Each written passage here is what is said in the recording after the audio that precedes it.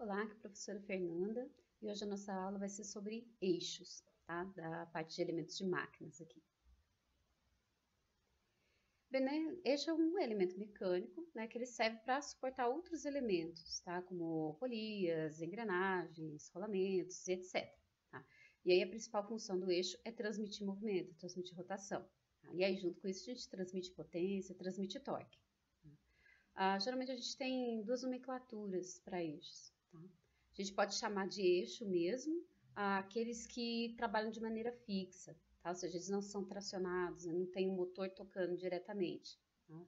Então, como o eixo dianteiro de um carro, se for tração traseira, um carrinho de mão, tá? Que tem aquele eixinho da roda da frente. Então, isso é chamado de eixo mesmo.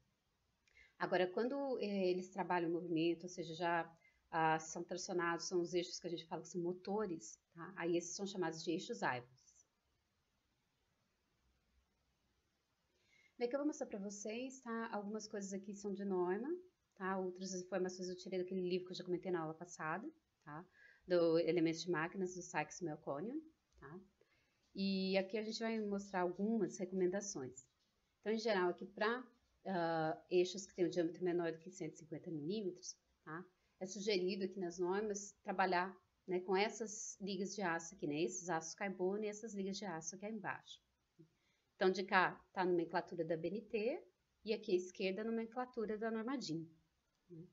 Então, se a gente, né, falando aqui de acordo com a nomenclatura da BNT, a gente pode trabalhar aí com aço 1025, 1035, 1045, 1060. E os aços liga, tá? Pode ser o 4120, 4130, 6150.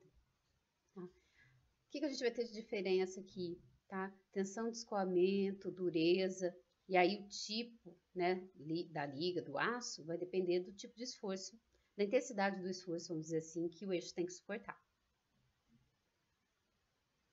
Então, nessa outra tabela aqui, ó, a gente mostra a diferença das propriedades mecânicas de um aço para outro.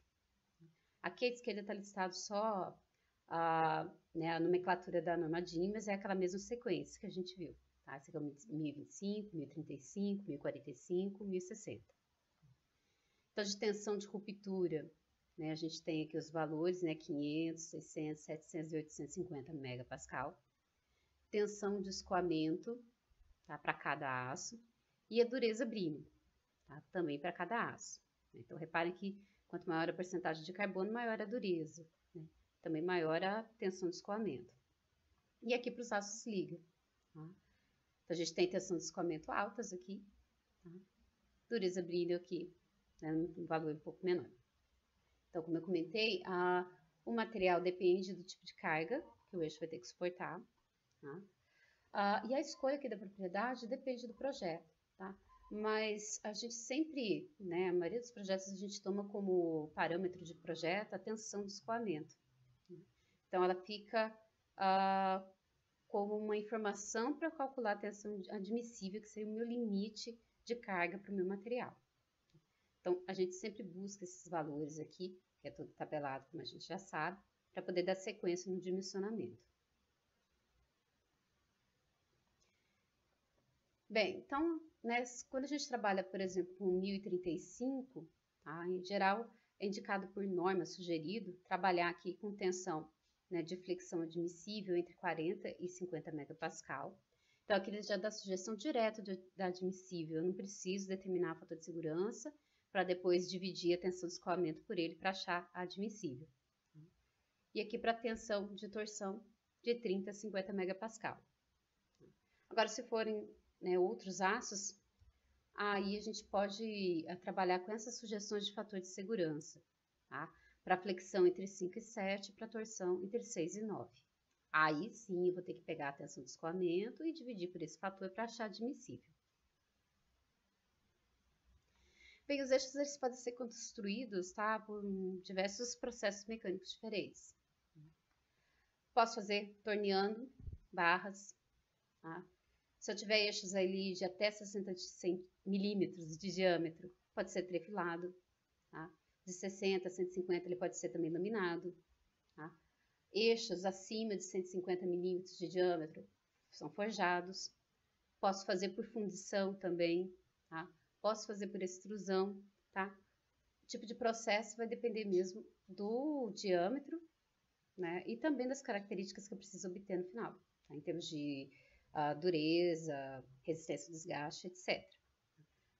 Outro recurso que a gente pode usar, tá? É fazer tratamentos térmicos ou termoquímicos para aumentar a resistência ao desgaste, para aumentar a dureza do material.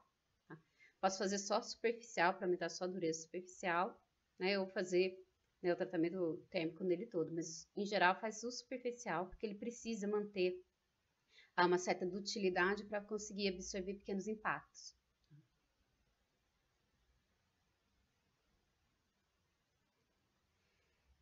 Bem, então, para a gente dimensionar, né, esses elementos de máquinas, como os eixos, a gente tem vários critérios que a gente pode utilizar, tá? Para estabelecer a dimensão mínima para que esse elemento consiga suportar a carga, né, prevista no projeto. E aí vai depender, né, do projeto. Eu posso me basear aqui, né, em falhas do tipo ruptura ou do esforço de plastificação, limite de proporcionalidade ou limite de escoamento, entre outros. Só que, em geral, como eu já comentei, a gente trabalha com a tensão do escoamento. Então, a gente supõe que o material é elástico, tá? Então, a gente vai supor que vai trabalhar somente na região elástica, tá? Então, obedece, né, as propriedades vão obedecer aqui à lei de Hooke. Então, por isso que a gente toma sempre a tensão de escoamento como um parâmetro.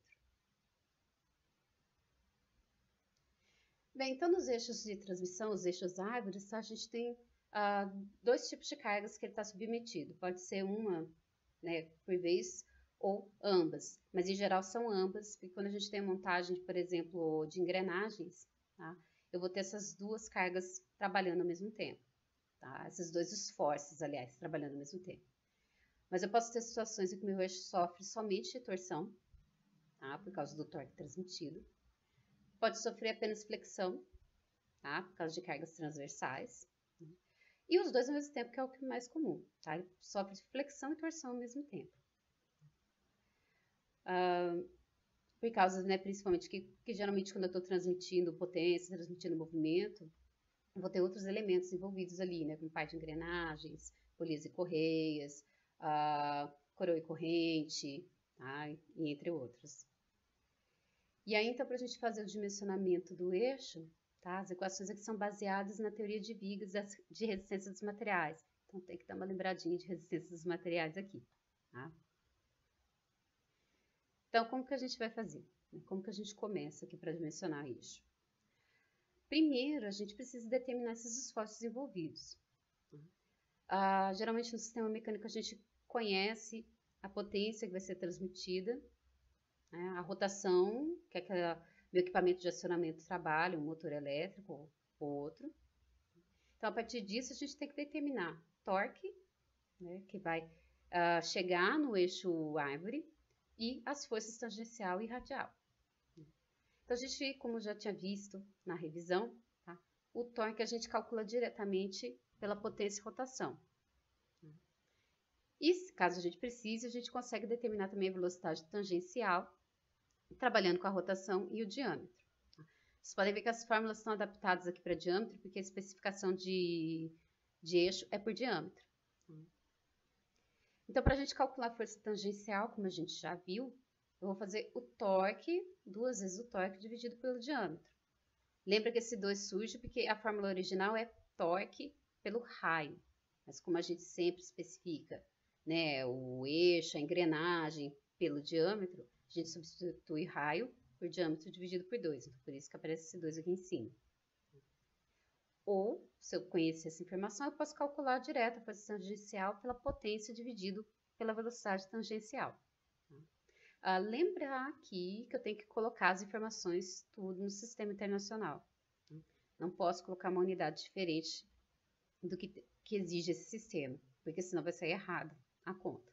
Então, o torque aqui, né, eu tenho que colocar aqui Newton por metro, diâmetro em metro, tá? A potência em watts, velocidade em metros por segundo, tá?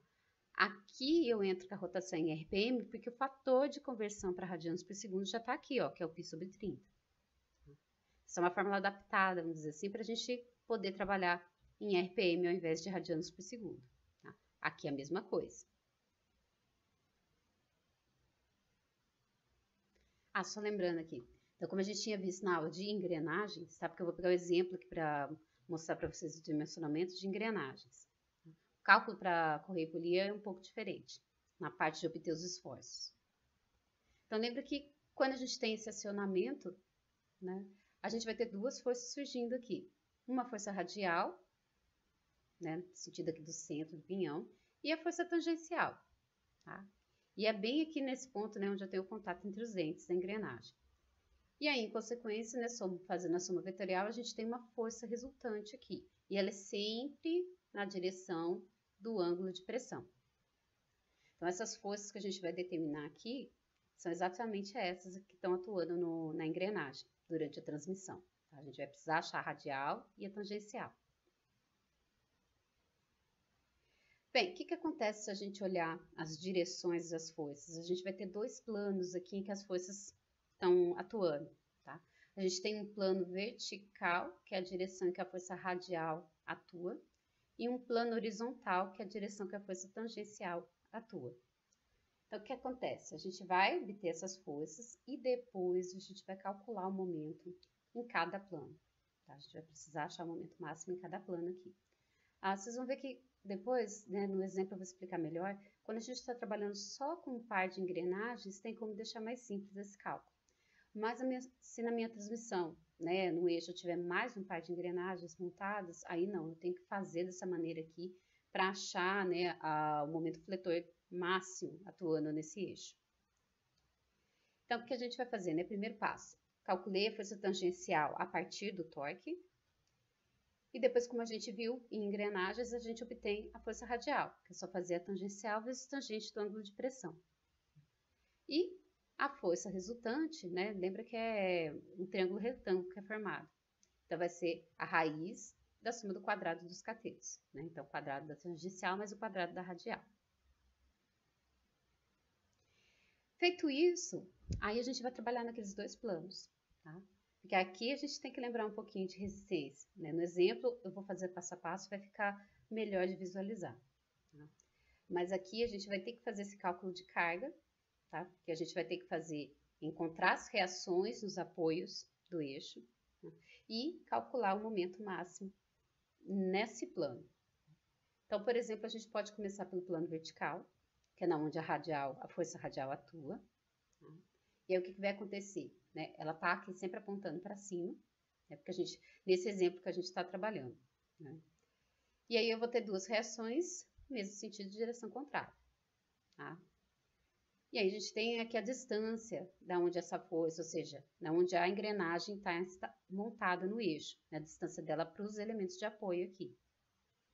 Então a gente faz um balanço de forças primeiro, né? De força e de momento para determinar o valor aqui das reações. Depois, a gente faz o cálculo direitinho do momento fletor, para fazer aquele diagrama, para descobrir qual que é o momento máximo nesse plano aqui.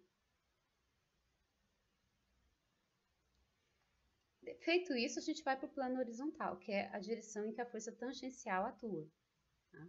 Então, a mesma coisa, ela atua apontando nessa direção para fora, e aí, nos pontos de apoio do eixo, eu vou ter duas reações na mesma direção, sentido contrário, tá? E aí a gente, de novo, faz balanço de forças, faz somatório de momentos para poder determinar o valor dessas reações. Feito isso, aí a gente faz o diagrama do momento fletor para determinar qual que é o máximo nesse plano. Depois disso, aí a gente consegue calcular qual que é o momento resultante, tá? Devido às forças, a força radial e as reações e a força tangencial. E aí é parecido com a força resultante, tá? O momento resultante ele vai ser a soma dos quadrados de cada momento em cada plano. Aí esse aqui é que é o momento final que está atuando no meu eixo. Bem, depois, tá? Para a gente trabalhar mesmo com a fórmula de diâmetro, a gente precisa calcular o chamado momento ideal. Por quê? Aqui ele vai levar em consideração a relação entre as tensões admissíveis, porque vocês viram que até agora a gente não trabalhou com elas, mas elas precisam aparecer em algum lugar, tá? Porque essa informação do material precisa ser utilizada. Então, no momento ideal, né, vai ser né, a soma aqui do quadrado do momento resultante, e aí aqui entra essa parcela, que é a parcela da torção. Tá? Então, é o torque do motor vezes o coeficiente de Bach dividido por 2. Esse coeficiente aqui é que leva em consideração as propriedades do material escolhido para o eixo. Né? Então, ele é a tensão de flexão admissível dividido pela tensão de torção admissível. Então, ele dá para a gente essa proporção e aqui entra na fórmula. Tá? Faço esse produto elevado ao quadrado, tiro a raiz, vou ter o momento ideal. Bem, aí a gente tem várias maneiras que dá para determinar o diâmetro, tá? Na literatura tem várias fórmulas diferentes. Aqui eu vou dar um exemplo, tá? Que uma técnica, um método é trabalhar com essa fórmula aqui. Então, ela vai relacionar o momento ideal, fator de forma, porque dependendo da dimensão do meu eixo, da minha instalação, eu posso ter um eixo que seja maciço ou um eixo árvore que seja vazado. E aí o fator de forma vai levar em consideração isso. Se for maciço, esse fator é 1. Se ele for vazado, aí ele vai relacionar o diâmetro interno com o externo. E aí a gente tem essa fórmula aqui para o fator de forma. Se, por exemplo, a proporção entre o diâmetro interno e o externo for de meio, aí o valor aqui do fator de forma fica 1,065. Isso é um exemplo, tá? Posso ter proporções diferentes. Então, eu tenho que levar em consideração isso também. Então, isso aqui entra na minha fórmula. Aqui, só para explicar, né? Caso fique dúvida, esse 3 aqui é da raiz, é raiz cúbica, viu? Não é raiz quadrada. E esse 3 aqui não é potência do 2,17, não, tá? Aqui é essa constante vezes a raiz cúbica dessa divisão. E aí, o valor que eu obter aqui, né, o meu diâmetro tem que ser maior ou igual, porque esse daqui é o meu diâmetro mínimo. É o menor tamanho que eu consigo resistir aos esforços sem romper.